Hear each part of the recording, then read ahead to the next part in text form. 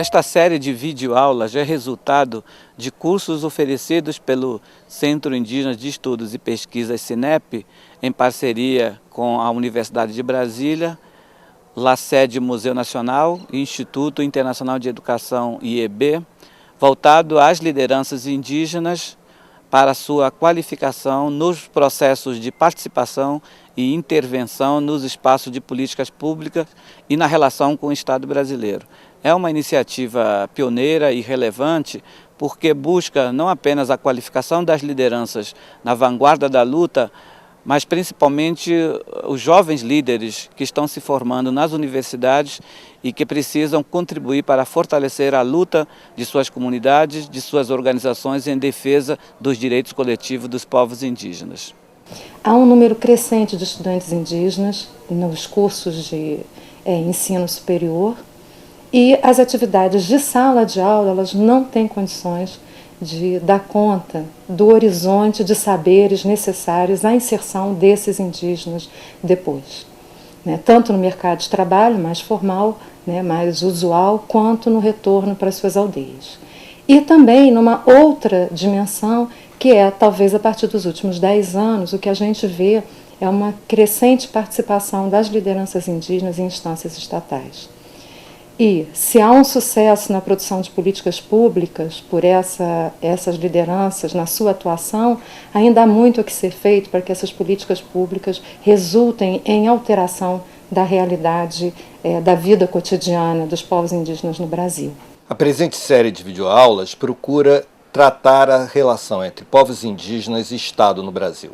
Para isso, aborda conceitos fundamentais, como o próprio conceito do Estado, conceitos relativos aos direitos, em geral, da cidadania, e em especial aos direitos indígenas, recuperando a história das relações entre povos indígenas e Estado do ângulo da tutela e da sua superação. Procura ainda mapear as políticas públicas atuais e como elas têm incidido e se relacionado com as populações indígenas. Da tutela à participação, todos esses temas estão elencados nesta série.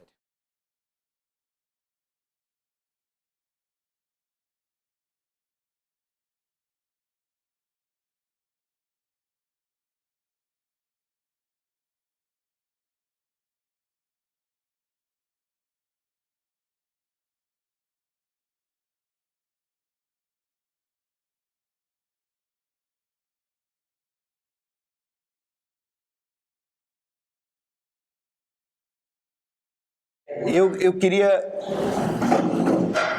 focar hoje na história de uma instituição, mais do que tentar dar um panorama geral da República ou da história do Brasil, que seria absurdo tentar fazer em 4 horas, tentar centrar em como o Estado republicano atuou junto aos povos indígenas, o que significa falar, do meu ponto de vista, já que a gente tem pouco tempo, basicamente do Serviço de Proteção aos Índios e da Fundação Nacional do Índio. Eu acredito que vocês tenham estudado uma história do Brasil onde os índios só apareciam no descobrimento, Acabou o descobrimento, acabou a presença indígena no Brasil. Em geral, parece que todo o Brasil foi conquistado, colonizado até o Império. O Brasil estava pronto. Isso vai ter a ver com uma das coisas que a gente vai ver hoje de tarde, que é a forma Estado Nacional. Uma forma que surge, uma forma política, que surge na Europa, ao longo dos séculos 18 e 19, e em que se pensa que a uma organização política dentro de um território corresponde uma única nação, um único povo, uma única língua. Essa ideia de Estado Nacional é a ideia que pauta a história do Brasil. de que toda essa história que a gente aprende é um apagamento das diferenças que o Brasil contém. Menos ainda se sabe, claro, da história indígena, né? E das diferentes histórias indígenas. Quando a monarquia chega ao fim com um golpe que instala a república, tá?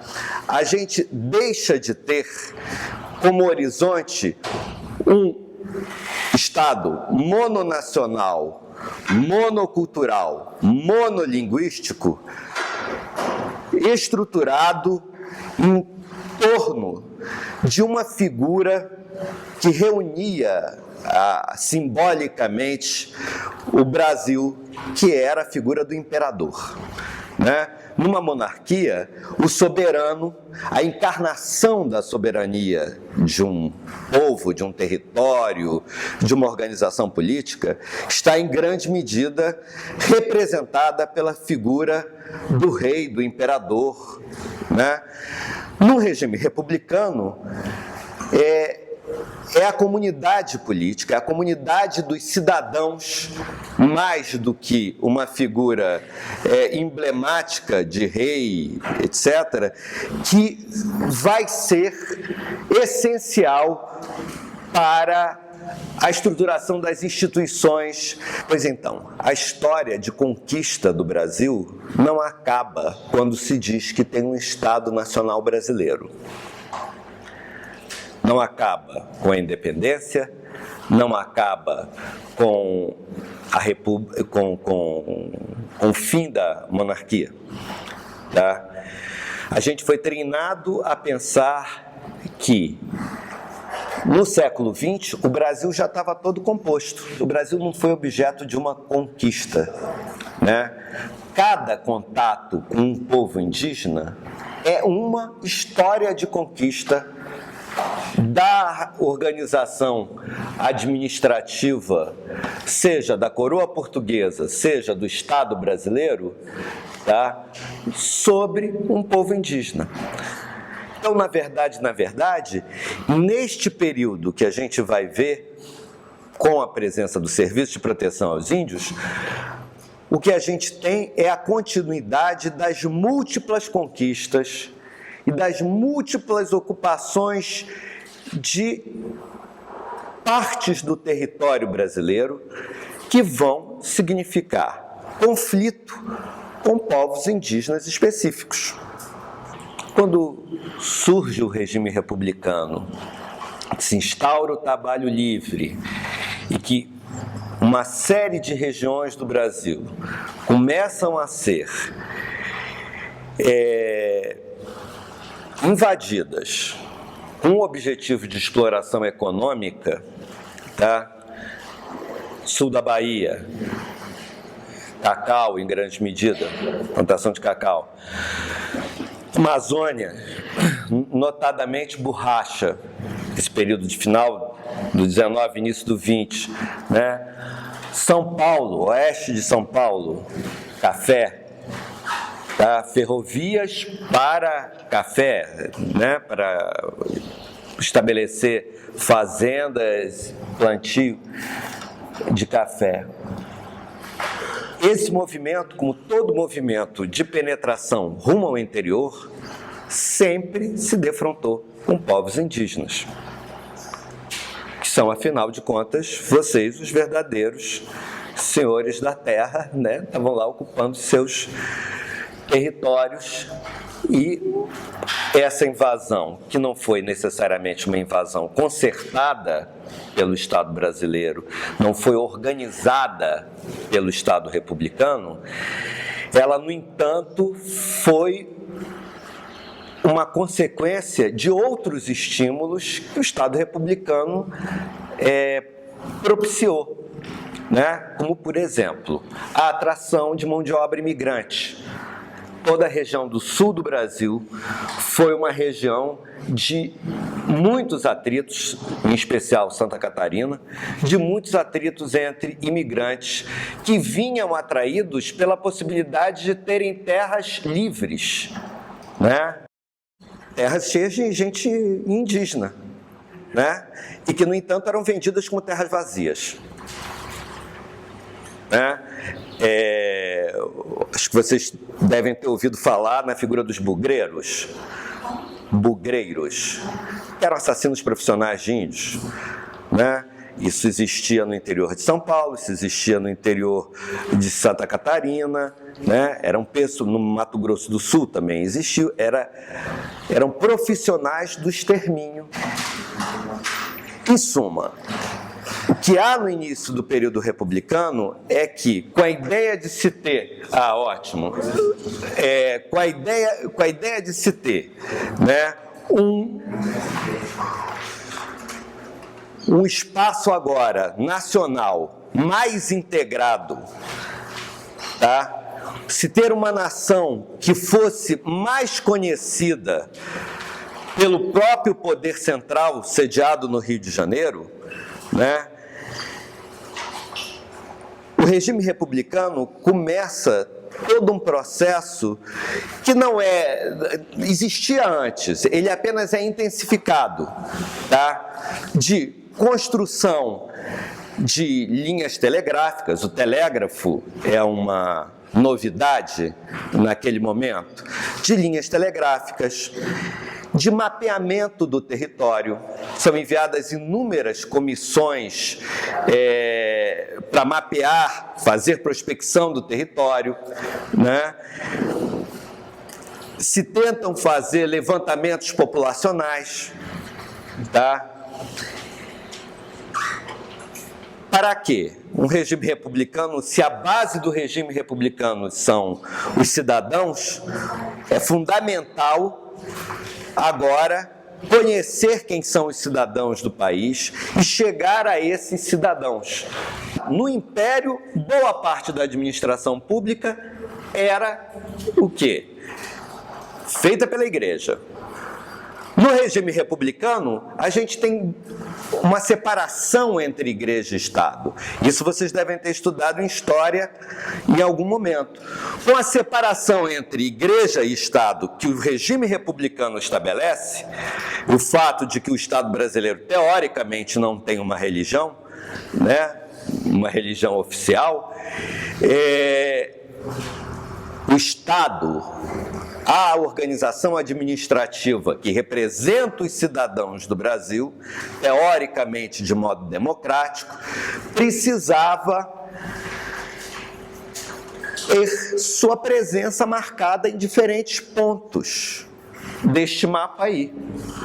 Veja, imagine, era isto daqui a capital e isto daqui o território. Nem o interior de São Paulo, no início do século XX,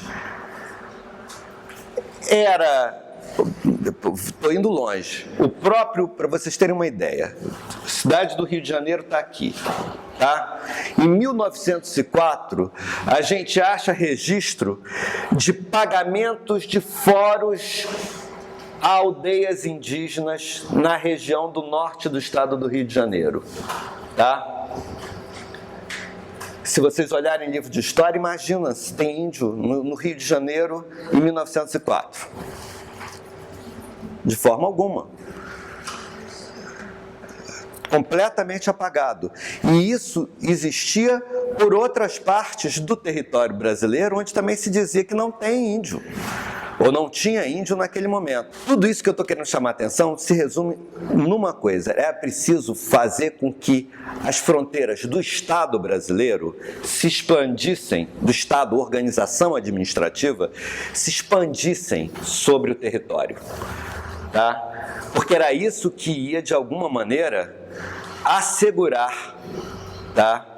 E aí presença militar, etc. Mas o Estado brasileiro continuava fraco, pouco instrumentalizado. Então, uma das grandes saídas para isso foi o quê? Pensar em criar vias de comunicação, meios de comunicação. Na época, como eu já falei, o telégrafo era uma das principais, ou a principal, via de comunicação, né, à distância. Bem, no período já do final do século passado, ainda no período imperial, começaram a surgir diversas comissões telegráficas, algumas delas na região do Mato Grosso do Sul, outras no interior do Paraná, geralmente não, feitas por militares, né? Pelas chamadas comissões de linhas telegráficas, das quais uma a gente, eu acho que vocês em geral devem ter ouvido falar, é a chamada Comissão Rondon, né? Tudo isso é para chegar no Rondon, no Serviço de Proteção aos Índios, mas que na verdade chamava-se Comissão de Linhas Telegráficas Estratégicas do Mato Grosso ao Amazonas. Independente do fato da ideologia do Rondon pró-índio, tá? Essas comissões tinham a ver com caráter estratégico e com a busca de integração nacional, tá? E elas eram formas de penetração nessas regiões onde não se tinha grande contato. Por volta de 1906, mais ou menos,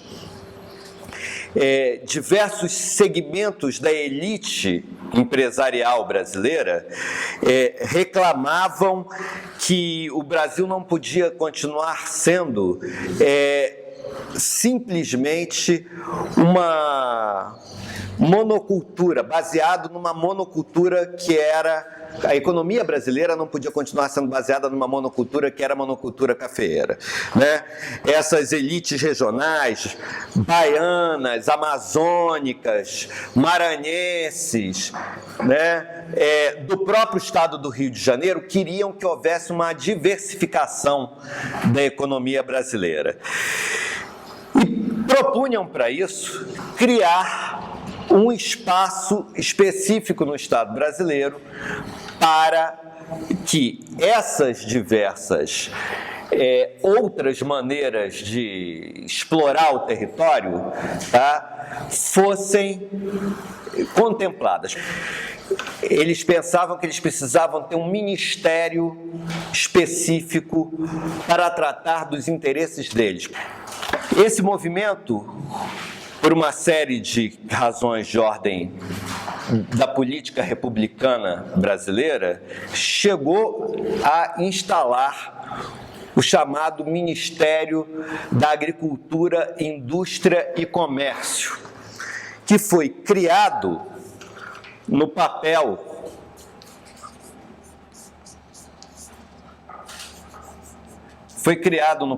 em 1906.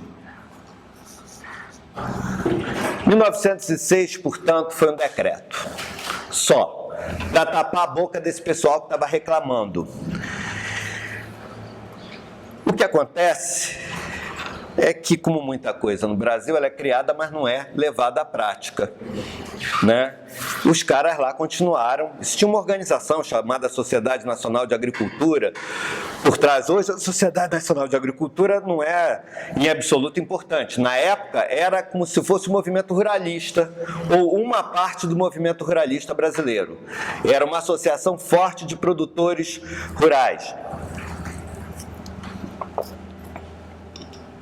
Em 1909, o que acontece é que morre o presidente da República, Afonso Pena, que foi quem criou no papel, e se abre uma espécie de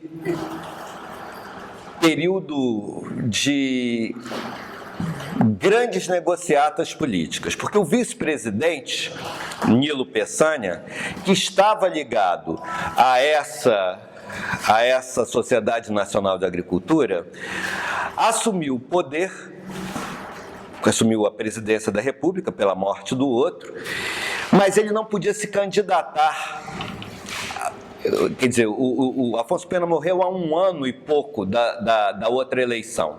1910 era ano de eleição. Tá? Por uma série de razões políticas da época, que seria complicado explicar, ele não tinha como pleitear-se candidato à presidência da República. Mas ele fez toda a negociação necessária para conseguir apoio político para aquele candidato que ele apoiou. Como é que no Brasil se consegue apoio político quando se vai eleger alguém? Promessas. De que, em especial? O que se... Espera aí. Alguém falou em dinheiro ou falou empregos? Emprego, é isso aí. Emprego, recursos, poder. Mas emprego, cargos, é uma coisa essencial, né? Até hoje, no funcionamento da máquina política brasileira. É o que acontece.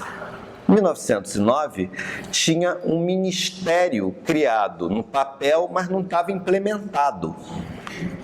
Tá?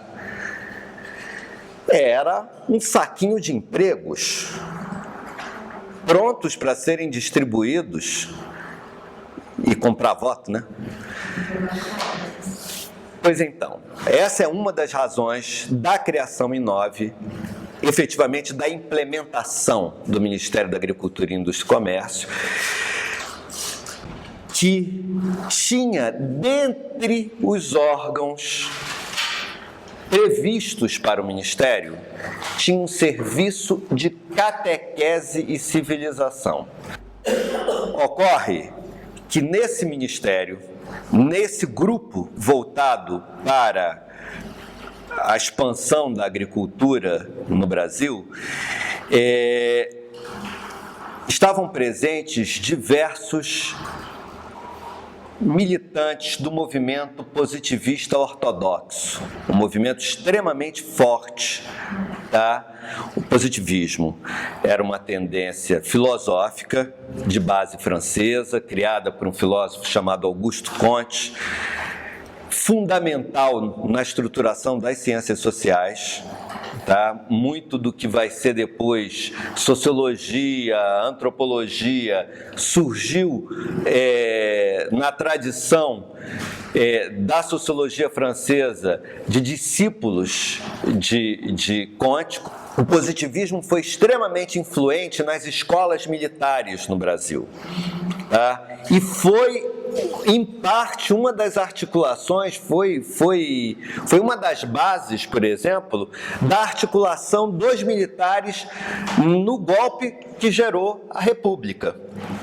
Essa ideologia, como todo pensamento científico do século passado, início do século XX, era uma forma de evolucionismo.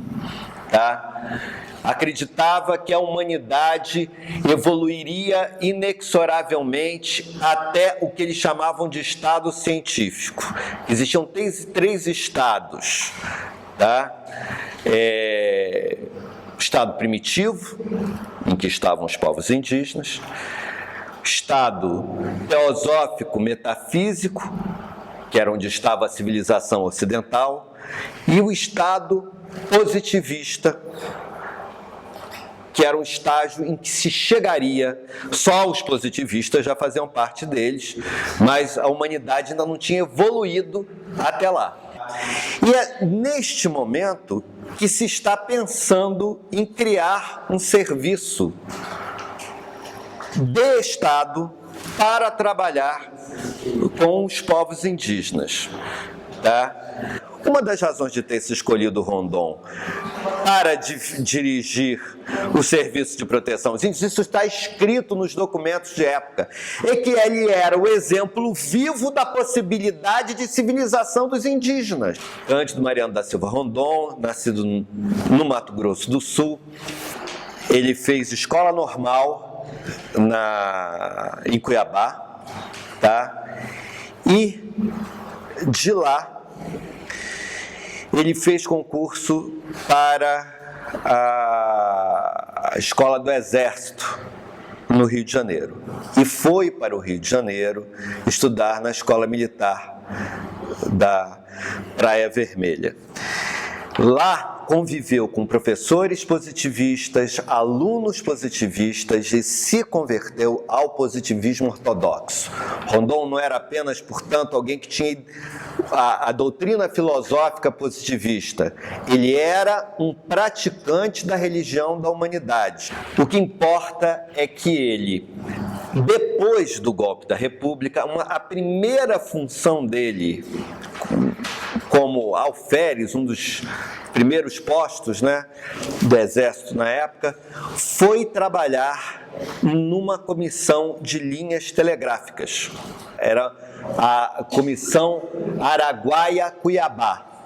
Na verdade, o que eles fizeram foi retomar métodos de contato desenvolvidos pelos jesuítas no período colonial. Todas as estratégias de atração e pacificação, tá? Uma forma de guerra branca, tá? Onde você guerreia com símbolos e não com armas, usa as armas apenas para mostrar que tem poder.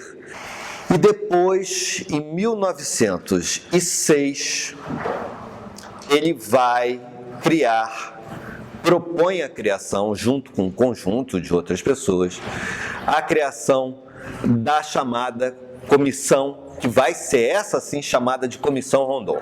O que é importante é que essa comissão foi a comissão que foi celebrizada. Por quê? Primeiro, porque esses empreendimentos eram muito custosos. O Estado brasileiro tinha pouco dinheiro, tá? Então, uma coisa que os positivistas ortodoxos sabiam fazer muito bem era usar a imprensa e fazer o que a gente chamaria hoje de propaganda e marketing de si mesmos, tá?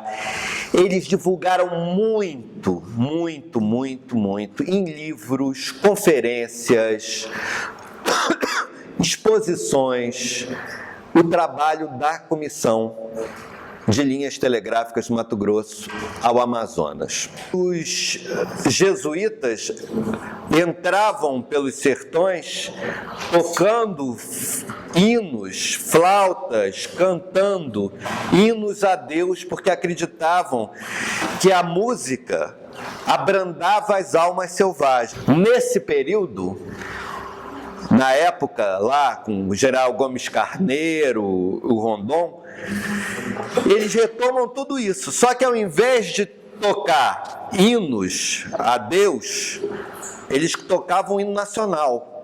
Todo dia, no acampamento da Comissão de Linhas Telegráficas, das Linhas Telegráficas Estratégicas do Mato Grosso ao Amazonas, hasteavam a bandeira, hasteavam a bandeira e tocavam o hino nacional num gramofone. Tá? E tocavam alto músicas, hinos, para os índios que estivessem nas matas ouvindo. Tá? Todas essas ideias, que são ideias, na verdade, muito anteriores. Rondon inventou muito pouca coisa. Tá? Ele organizou isso sob a forma de um serviço de Estado sem cunho religioso. Rondon era, então, já uma figura muito conhecida. Tá? E se alguém era apresentado como conhecendo a situação indígena, tendo contato, alguém que não fosse religioso, era conhecido como, tá, um especialista em índio, esse alguém era o Rondon. Tá? Estou dizendo para a classe política brasileira daquela época. E o que eu estava falando é o seguinte: eles passaram o tempo todo fazendo propaganda. Como é que eles fizeram isso? Não apenas divulgando coisas na imprensa, mas levando material para museus. Tá? Por exemplo, você quer ver uma coisa? Material zoológico, material geológico, eles distribuíram material para os museus brasileiros. Os museus brasileiros não tinham condições financeiras, como os museus europeus, de fazer excursões para coletar material. Então, ter uma expedição que fazia isso era importantíssimo. É isso aí. Em troca, eles receberam apoio político. Na hora que se dizia, vamos extinguir a comissão, eles conseguiam mobilizar uma grita de gente, tá?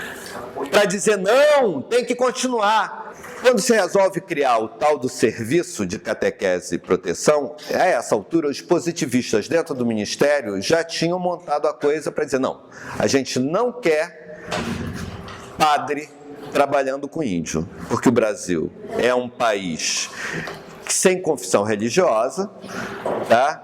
É uma república, tá? A gente quer um serviço leigo, um serviço oficial, público. Quem é que vai se chamar? Olha, o secretário do ministério era compadre do Rondon.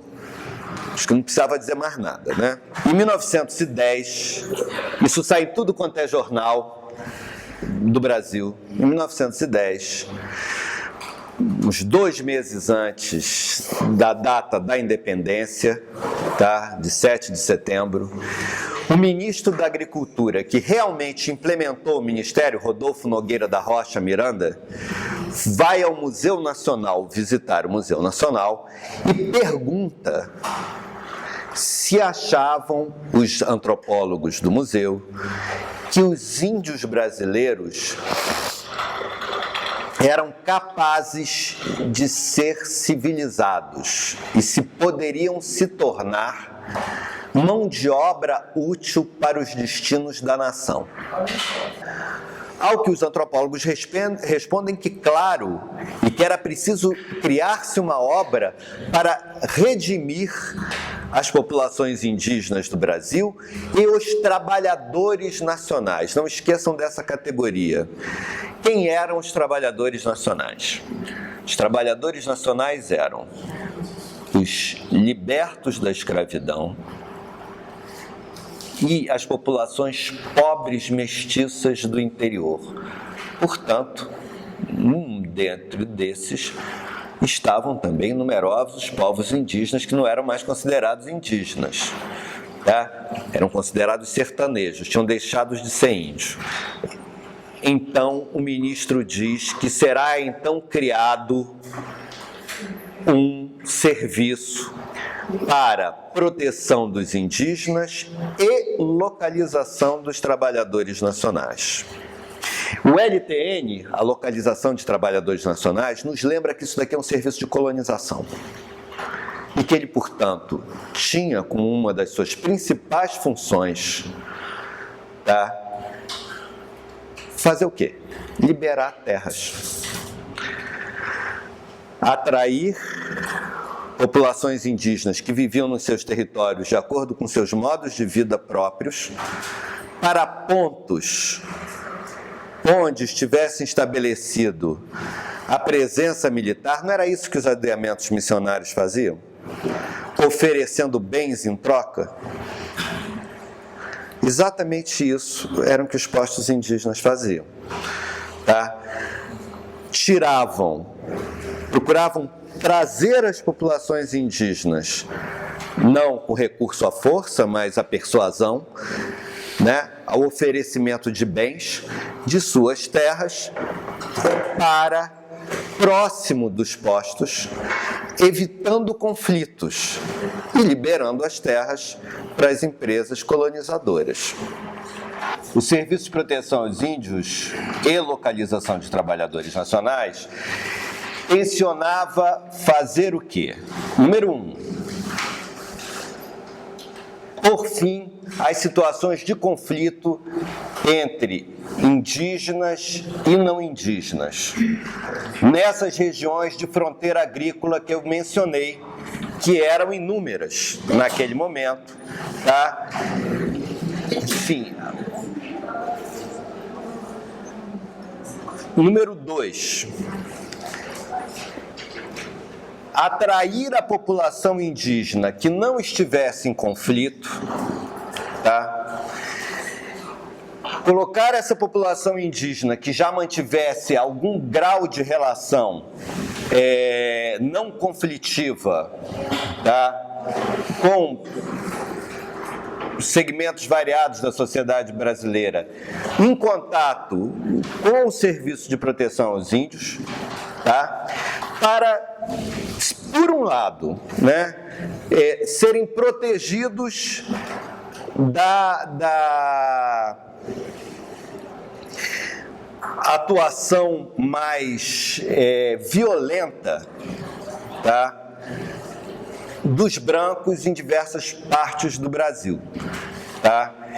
E retirar a população indígena de regimes ou semi-escravocratas ou totalmente escravocratas de trabalho, tá? Ao mesmo tempo, ensinando uma série de coisas às populações que fossem objeto do trabalho. E, por um outro lado, tá, atuar junto. Isso quando foi criado, em 1910, 1918. Atuar junto aos chamados trabalhadores nacionais, fazendo a mesma coisa, fazendo o que eles chamavam de agremiação. Agremiar o que era? Era juntar população numa região, tá? Colocar essa população numa unidade administrativa, no caso, para indígenas, em torno de um posto indígena. No caso, para os trabalhadores nacionais, como parte de um centro agrícola. Tá? Vejam como era pensada a coisa. Tá? Então, agremiar, em seguida civilizar. O que era agremiar e civilizar, fora fazer eles se deslocarem para próximo de um posto? Era aprender, primeiro botar roupa,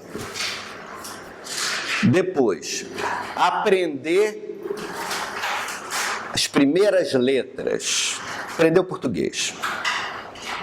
Tá? 3. Dar cursos. Diziam que davam, mas não era isso. Na verdade era explorar o trabalho.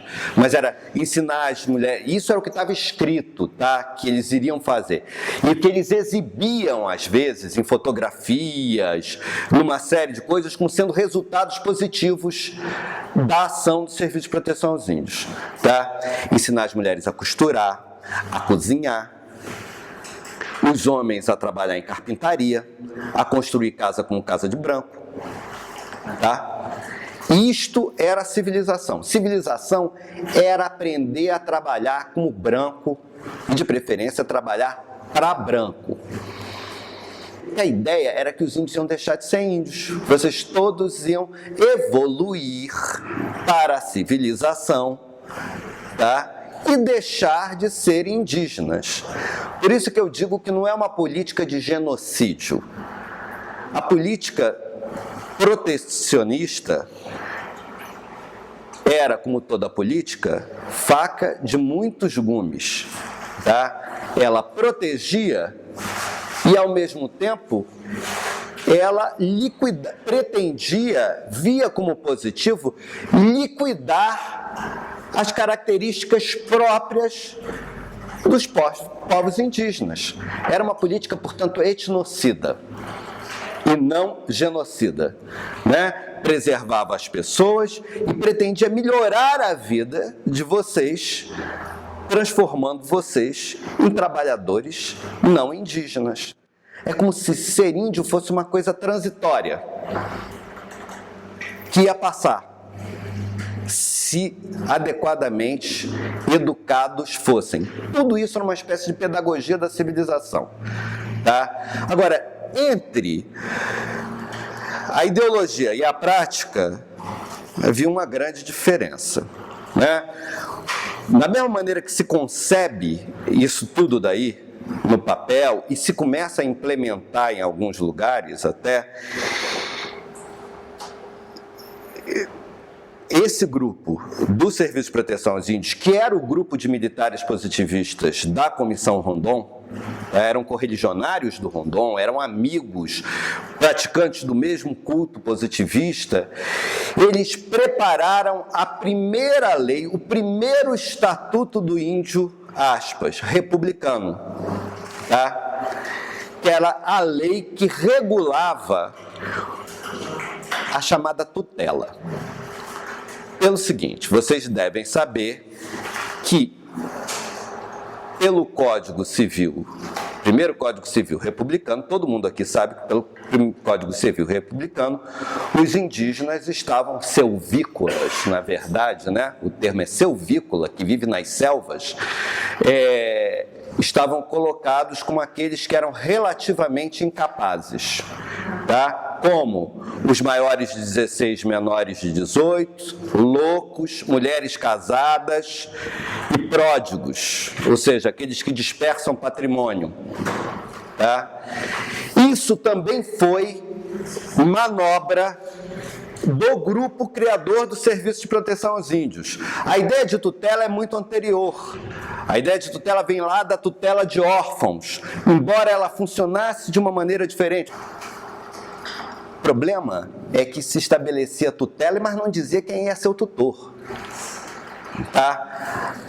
Tudo isso aconteceu no papel. Esse grupo criou a SPI, começou a trabalhar para colocar a tutela no Código Civil e escreveu uma lei que encaminhou em 1912 para o Congresso Nacional. Tá? Mas a lei só foi aprovada em 28. Foram 16 anos de tramitação. Tá? Então, havia um órgão que deveria exercer a tutela, mas não tinha poder juridicamente reconhecido para isso. A cronologia é 10 o SPI, 11 começam a encaminhar as coisas relativas ao Código Civil, mas o Código Civil só sai em 16, tá? 12, eles encaminham o material para a lei que regula a tutela, mas a lei só sai em 28. De 16 a 28, 12 anos, tudo que era problema legal relativo aos povos indígenas ia bater na mão dos juízes de órfãos, juízes de menores no interior, e era um descalabro, porque o controle federal não existia. As terras devolutas, tá, estavam na Primeira República no controle dos estados e não da União. Tá? Eram os estados que mandavam e desmandavam em matéria de terra. E houve sempre um enorme conflito, porque, veja, o Serviço de Proteção aos Índios é um serviço federal. Decide criar um posto indígena num lugar, ele está criando algo federal no meio da jurisdição estadual. Tudo isso tinha que ser negociado. E nem sempre as negociações foram fáceis, nem sempre elas deram certo. Por exemplo, na lei que sai em 1900, aliás, na lei de criação do Serviço de Proteção aos Índios, eles dizem que o Serviço de Proteção aos Índios receberia as terras dos aldeamentos missionários do século anterior. Mas essas terras já tinham sido incorporadas pelos estados. Já tinham praticamente dito que não tinha mais índio nesses lugares. Isso, por exemplo, foi característico de regiões de colonização mais antiga, como o Sul, partes do Sul, Nordeste. As terras indígenas foram apagadas do mapa. Quando o Serviço de Proteção aos Índios foi começar a atuar, também não tinha pernas para isso, não tinha recursos, não tinha gente. Desde que foi criado, o Serviço de Proteção aos Índios foi ameaçado de extinção inúmeras vezes. E sempre contou com pouco dinheiro. Às vezes, a gente falando, parece que ou a proteção do Estado, através de SPI e FUNAI, foi muito boa, ou foi muito ruim. não foi nem boa nem ruim apenas, foi as duas coisas ao mesmo tempo. Por quê? Por um lado, na hora que essa lei entra em vigor, em 1928, o SPI passou a ter força jurídica para fazer uma série de coisas que eles faziam antes na base da negociação. Mas na base da negociação, por exemplo, houve um grande... Só para vocês terem uma ideia, no Paraná, na região de Barão de Antonina, das terras indígenas de Barão de Antonina, houve um grande problema jurídico que virou matéria no Congresso Nacional. Foi até o Congresso Nacional para ser julgado, tá? Porque não tinha tribunal que julgasse isso, porque nada disso estava construído juridicamente, tá? Por quê? Porque o SPI, no Paraná, resolveu criar uma povoação indígena no que era terra de um antigo aldeamento. Terra essa que já tinha sido parcialmente utilizada para se construir uma cidade. Não é que não existisse índio lá, existia, mas os proprietários rurais, né, a elite lá econômica paranaense, entrou em cima da terra, criou um município ali dentro. Então, tinha um município, a regulação da terra pelo Estado, uma reivindicação federal e os índios no meio disso tudo. Foi uma confusão jurídica muito complicada. Qual foi a primeira coisa que durante esses primeiros anos o SPI fez? Se organizou para criar uma frente de atração na região dos Caingangue. Outras foram criadas no oeste de São Paulo, porque era o caso de maior repercussão nacional e eles precisavam mostrar que eles eram capazes de fazer aquilo pelo qual eles foram colocados como responsáveis por um órgão específico. Eles eram capazes de atrair e pacificar sem ser padres, tá? Eles eram capazes de morrer se preciso for e matar nunca. Então, na medida em que fossem se aproximando os indígenas do posto e fossem estabelecendo uma rotina de relacionamento, se mantinha, começava a dar roupa, tá? Se mantinha ainda um suprimento de alimentação, mas aí se procurava fazer com que os indígenas começassem a fazer as roças perto do posto. E aí o posto de atração e pacificação passava a posto de civilização. Mais tarde foi chamado de posto de integração. Tem toda uma estratégia de sedução e de engano. É aquele negócio, né, clássico, seduz e depois dá tchau, né? Porque lá pelo meio do caminho desse processo, todo o ônus vai sendo transferido aos indígenas. Os indígenas começam a trabalhar isso. No caso dos Pancararu foi logo de início, né? Porque já eram civilizados, então constrói logo o posto aí, né? Mas o objetivo, no fundo, ao fim e ao cabo, sempre, e isto sempre foi. Tem gente que diz, a emancipação é uma coisa que vai se falar na década de 60. Mentira. Mentira. Emancipação econômica é uma proposta dos primeiros anos de criação do Serviço de Proteção aos Índios. Eles achavam que os índios iam deixar, os povos indígenas iam abandonar seus modos de vida da noite para o dia, vocês iam deixar de ser índios, tá? Veja, essa visão mudou ao longo do tempo, mas essa é a prática que estrutura, de fato, o Serviço de Proteção aos Índios. Tá? Essa visão de que deixariam de ser, vocês iam deixar de ser vocês, é uma visão que na cabeça desse grupo que estruturou o Serviço de Proteção aos Índios foi mudando.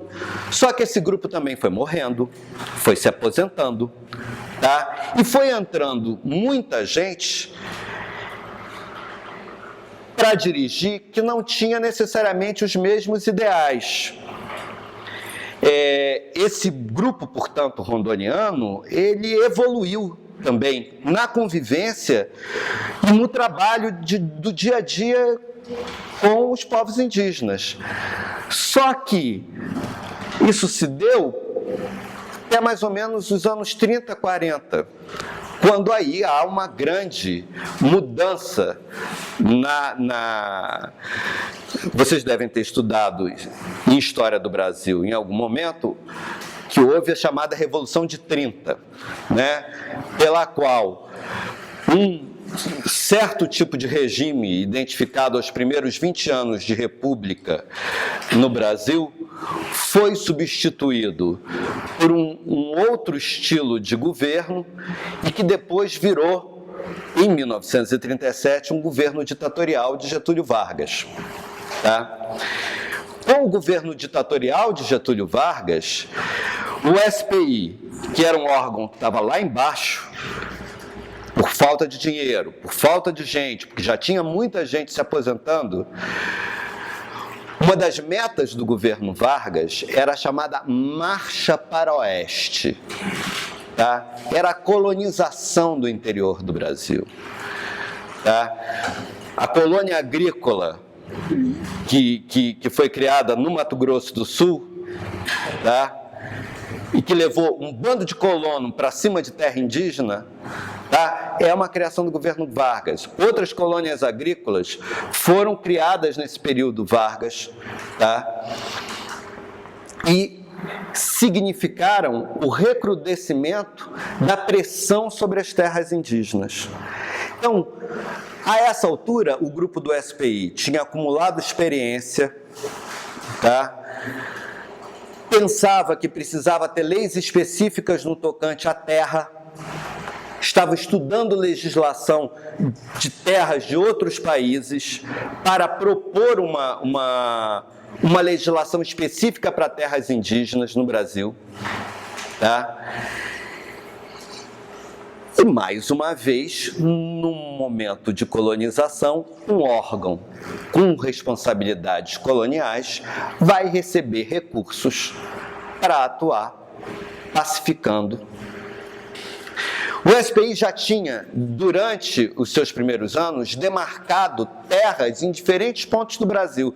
No Mato Grosso do Sul, algumas reservas foram demarcadas a partir da Comissão Telegráfica, que o Rondon tinha feito lá, tá? E outras pelo SPI. Qual era o modelo de demarcação de terra deles naquele momento? Era demarcar o equivalente a um sítiozinho para um povo. Por quê?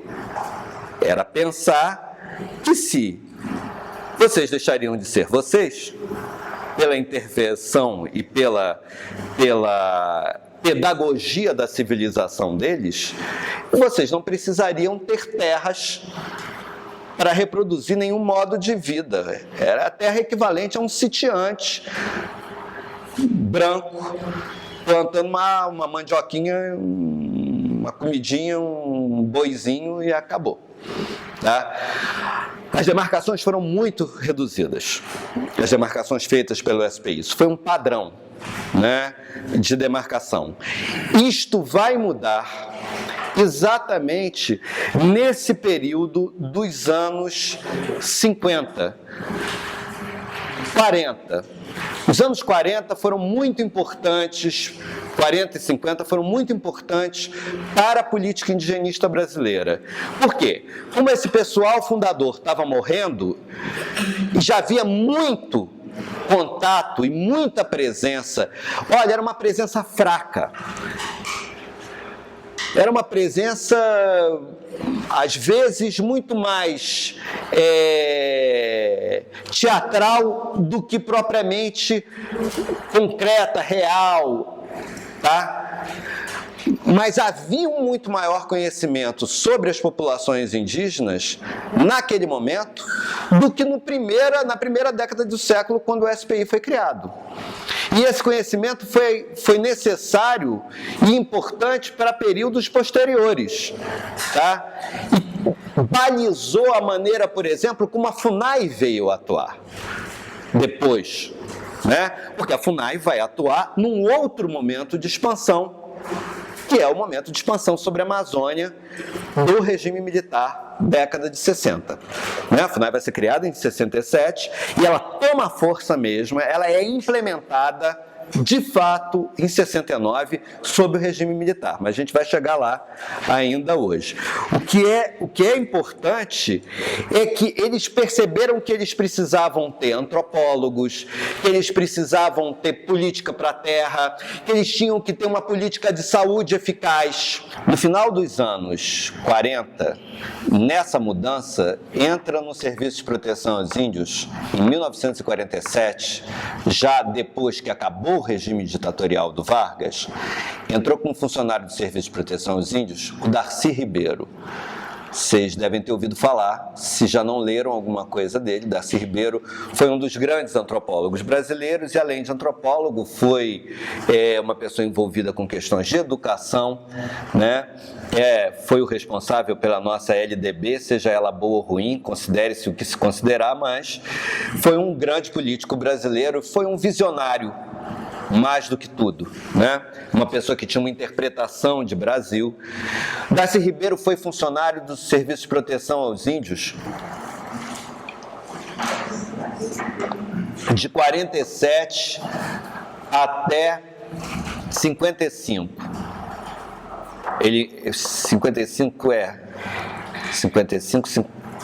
55, quando ele então vai trabalhar com Anísio Teixeira em pesquisa para educação. 55, 57, eu tenho dúvidas, estou esquecendo. Mas ele nunca se desligou da questão indígena, que era, inclusive, a área de pesquisa dele. Logo depois, já em 1950, entraram outros dois antropólogos, Eduardo Galvão e Roberto Cardoso de Oliveira. Entrou uma nova geração de indigenistas por concurso, inclusive um sujeito que foi muito importante, tornou-se diretor do Serviço de Proteção aos Índios em 1950, foi José Maria da Gama Malcher. Esse período dos anos 40, 50, foi, portanto, um período de grandes mudanças que reverteram em algumas alterações para a prática indigenista. Dos anos 50, elas só foram ganhar força na aplicação e virar matéria jurídica nos anos 60, aliás, no final dos anos 60. Por quê? Porque esse período de final dos anos 50 e início dos anos 60 foi um período de decadência da administração pública federal, no tocante aos povos indígenas, extraordinário, né? Em 1962 eclodiu uma das grandes denúncias internacionais contra o SPI, né? Funcionários que andaram detonando aldeias paracanãs, literalmente, com dinamite jogada de avião, tá? E outras tantas barbaridades dessa natureza fizeram com que se tivesse uma outra grita, tá? Contra o Serviço de Proteção aos Índios e uma proposta de extinção. É desse ano de 62 que o Darcy Ribeiro escreve um livro chamado A Política Indigenista Brasileira, que ele depois incorporou como parte 2 dos índices da civilização, e a parte final é o final do livro Os Índices da Civilização. Tá? O que é? Um diagnóstico da história do Serviço de Proteção aos Índios, um diagnóstico dos problemas que tinha e uma proposta de um novo Serviço de Proteção aos Índios. Porque nesse período final dos anos 50, início dos anos 60, eles começaram a pensar num outro modelo de instituição indigenista, tá? E conceberam a ideia de uma fundação, tá? Que essas discussões estavam lá, elas não viraram lei, elas não viraram coisa nenhuma, mas conceberam a ideia de criar uma fundação de direito privado, com fundos públicos, dirigida por um conselho deliberativo, não por um presidente, tá? Por um conselho que formularia a política e controlaria a sua implementação. Ideia muito boa. Essa foi a ideia que foi posta em prática em 67. Só que a ideia durou 2 anos. E todo mundo ia mandar e ninguém ia fazer o... Não foi isso não. Os militares entraram mesmo e acabaram com isso. E fizeram da FUNAI um órgão militar, mantendo o pior do SPI, clientelismo, etc., ampliando isso ainda mais e usando a FUNAI para que o SPI foi usado para ser um órgão que servisse a política de colonização nacional. É o período de expansão sobre a Amazônia.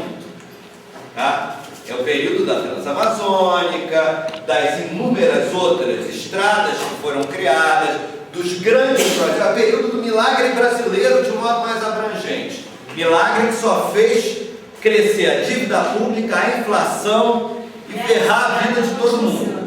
Se cortar a FUNAI e apagar a FUNAI do organograma do Estado brasileiro, não se apagará a tutela.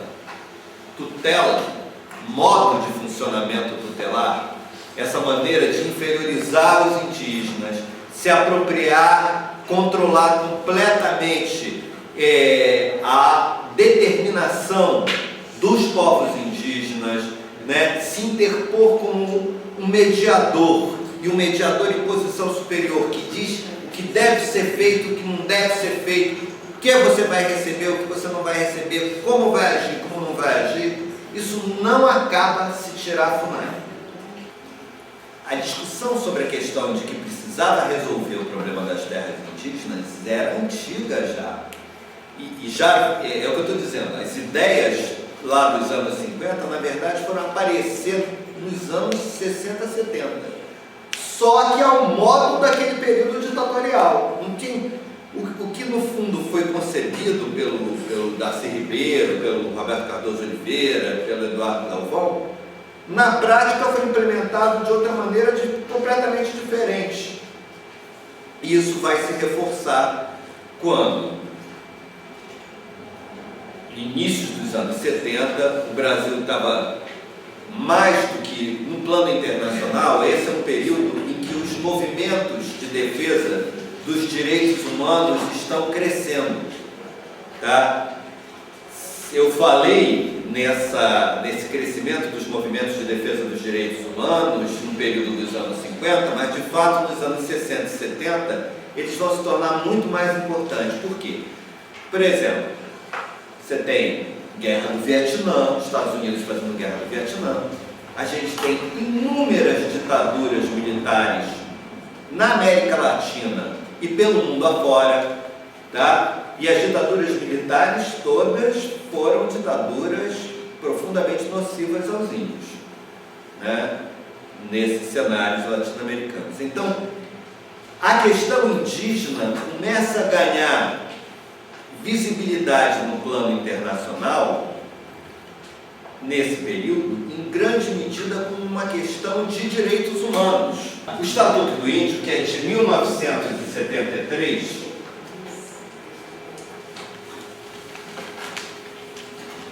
é sim uma resposta do Estado brasileiro às críticas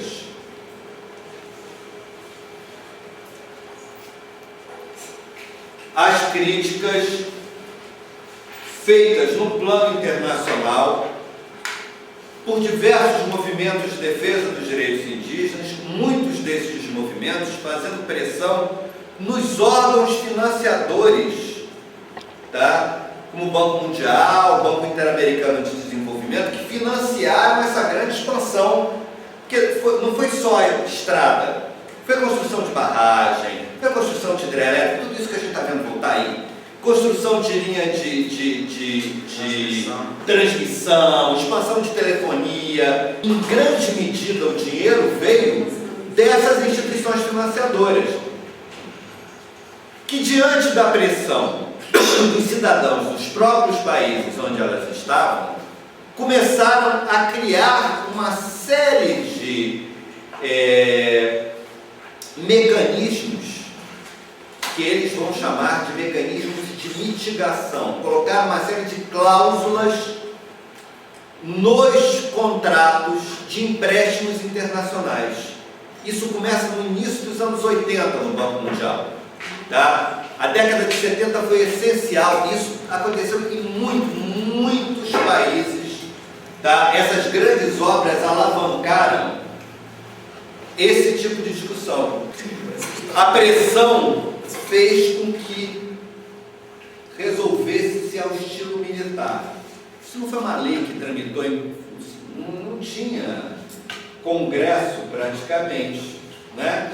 Foi uma coisa que tramitou, enfim, saiu do congresso, mas na verdade chegou no congresso, foi escrito por uma comissão, tá? Pegando em grande medida esse material lá dos anos 50, tá? Integrando essas ideias dos anos 50 com a Convenção 107, tá? O Estatuto do Índio é um estatuto assimilacionista, como a Convenção 107, tá? Mas, de qualquer maneira, digamos que o Estatuto do Índio foi um pouco aquela lei feita para não ser implementada, né? Foi feita para dar uma satisfação e não ser utilizada. Se eu tivesse que avaliar se o Estatuto do Índio foi ou não benéfico, eu diria que ele teve a grande função de dar concretude a coisas contra as quais se queria lutar, mas não estava definido em lugar nenhum. Estava só na prática, estava só acontecendo no dia a dia, mas não tinha uma lei, não tinha um regimento, não tinha um regulamento que dissesse, olha, isso é assim, assim, para você virar e dizer, não, a gente não aceita esse regulamento. Esse regulamento é um absurdo, essa lei é integracionista. E o Estatuto do Índio, ainda por cima, definia categorias de terras indígenas.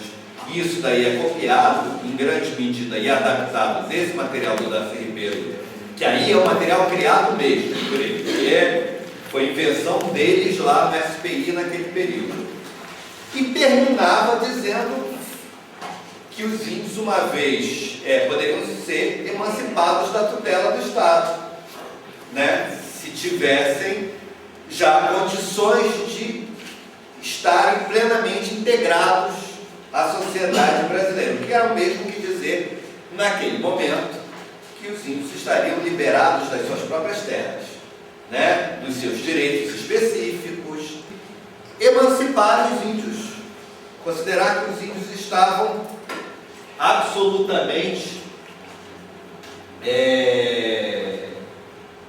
mediante decreto do presidente da República, poderá ser declarada a emancipação da comunidade indígena e de seus membros, quando ao regime tutelar estabelecido em lei, desde que requerida pela maioria dos membros do grupo e comprovada em inquérito realizado pelo órgão federal competente, a sua plena integração na comunhão nacional. O objetivo era a plena integração na comunhão nacional. Mas vejam só, em 77 ninguém estava querendo saber se os índios estavam querendo ser emancipados. O que ia acontecer era um decreto pelo qual os índios do Brasil todos iam ser emancipados de cima para baixo, mais uma vez. Esse foi um momento de muita movimentação. Então, 77, quando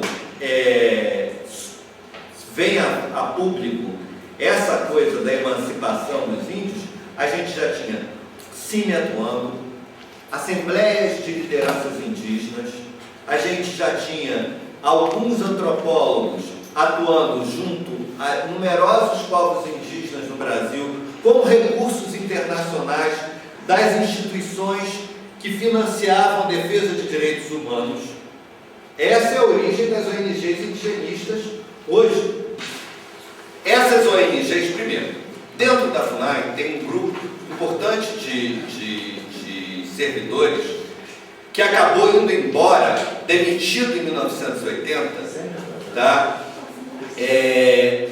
Porque faziam críticas a forma de ação da FUNAI e criticavam o regime. Foram demitidos. Tá? Esses funcionários propunham outras maneiras de trabalhar em parceria com povos indígenas. Tinha uma outra visão do que fosse o trabalho da FUNAI. Por outro lado, isso foi uma grande leva de gente, foi embora nos anos 80. Tem um período anterior, uma passagem rápida de gente que entrou e saiu, de 74, 76, ficou, nem foi do quadro, gente que às vezes fez trabalhos para, mas não foi do quadro. Mas 80 foi o ano, 80, 81 foram os anos de saída de levas importantes de pessoal da FUNAI. Então, tem um lado que já vem acontecendo dentro da própria FUNAI. Tem um outro lado que acontece a partir de experiências desenvolvidas tanto pelo CIMI quanto por ONGs, tá? Que ninguém chamava naquela época de ONG, chamava de Organização de Apoio. ONG é uma coisa também recente, relativamente, né? Recente porque eu estou velho, mas foram experiências feitas na área de educação bilíngue, de sustentabilidade, tá? Através das quais povos indígenas e seus aliados foram pensando outras maneiras de fazer trabalhos junto a eles, né, de expressar a vontade. Esse é um momento, por exemplo, onde muitos grupos indígenas começam a se articular para reivindicar seus direitos territoriais. E isso começa a gerar uma pressão em cima da demarcação de terras indígenas. Então, nesse período de 77, 78, início dos anos 80, a FUNAI começa a se movimentar para trabalhar com terra. E nesse momento aí, o João Pacheco teve um papel muito importante. Todo mundo falava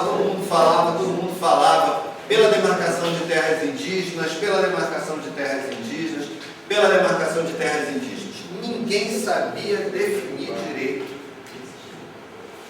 que era, nem quantas eram as terras indígenas. O João fez uma pesquisa pequena de 81 a 82, publicou em 83 um boletim chamado Terras Indígenas no Brasil, uma tentativa de abordagem sociológica. O que o João tentou fazer foi dizer o seguinte: olha,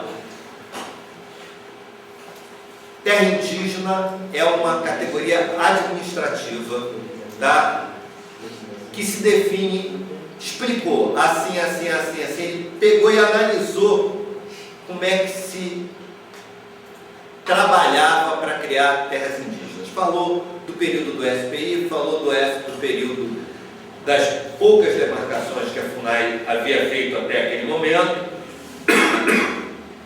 E aí mostrou que pelas leis brasileiras vigentes naquele momento, leia-se Estatuto do Índio, não tinha 88, isso era o texto de 83, pelas leis brasileiras vigentes naquele momento, pelos lugares onde os povos indígenas estavam, e mostrou que vocês tinham direito a 0,9%, olha, os dados daquela época, 0,9% do estoque de terras do Brasil. Tá? Hoje, são 13% demarcados. Tá? Mas foi a primeira vez que alguém virou e disse assim: olha, o grande problema dos povos indígenas no Brasil é o fundiário. Esse texto acabou causando um grande impacto no período de 1984, tá? Próximo ao início do processo constituinte, portanto, né?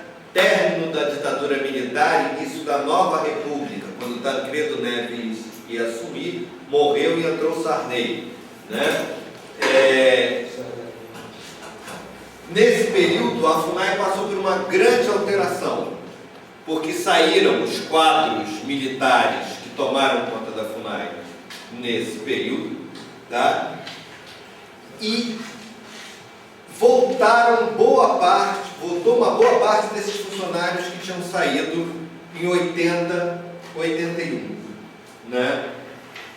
O que eu estava mesmo interessado era de chegar nesse pré-constituinte para tentar mostrar a vocês o que eu acho que foram as bases da crítica da tutela, tá? Que foi feita e que redundou no texto constitucional.